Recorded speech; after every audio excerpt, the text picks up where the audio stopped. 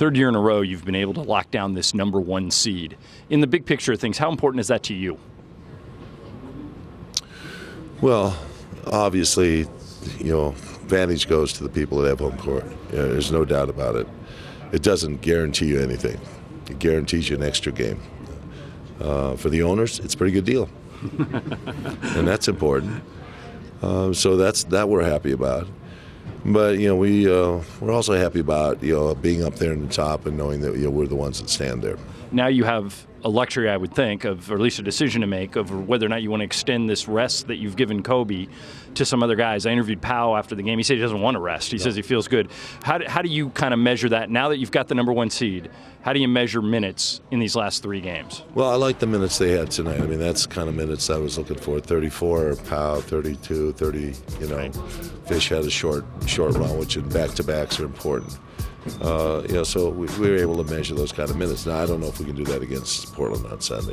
It's going to be a more intense game. And, they're fighting for a spot. We owe it to them to have to play hard. And, they're in a lockdown battle with two other teams for that spot. Are you happy with the reserves? They actually outscored someone. It's been a while since they've done that. Yeah, some of them played okay. I thought the first half they played pretty well. The second half, I wasn't as pleased. Benga played pretty well here tonight, and I know you like him in general. With the playoffs coming up, would you hesitate to put him in playoff situations? No, we've done it before. He played well for us against Denver a couple years ago, and Andrew was, still struggling to get back. Andrew got back for a later round. But I'm even contemplating playing him with Powell because he's playing that well at this time, to put Powell at the 4 spot, and do some things with him on the game. Have two big guys in there. You've talked a lot over the course of the past few weeks about all these hand injuries that you've got. Artest has a noticeable one. Shannon Brown has one. Kobe has one. Are those injuries anything that a week of rest would do, or is that one of those deals where you just really have to shut it down for a couple of months? Yeah, those are one of the things at the end of the season they'll be analyzed by a hand specialist, and we'll see whether it's an operation type thing or it can be, heal over the course of 3-4 months. But, anybody's played ball know that you get those in basketball. Did you get what you wanted from Lamar tonight?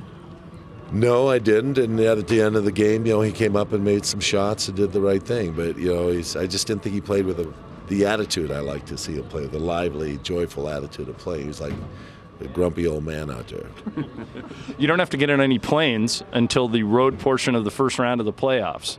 Is that helpful in any way, or is it just a comfort? Well, our team's been on the road for 3 months, maybe almost 4 months now since January.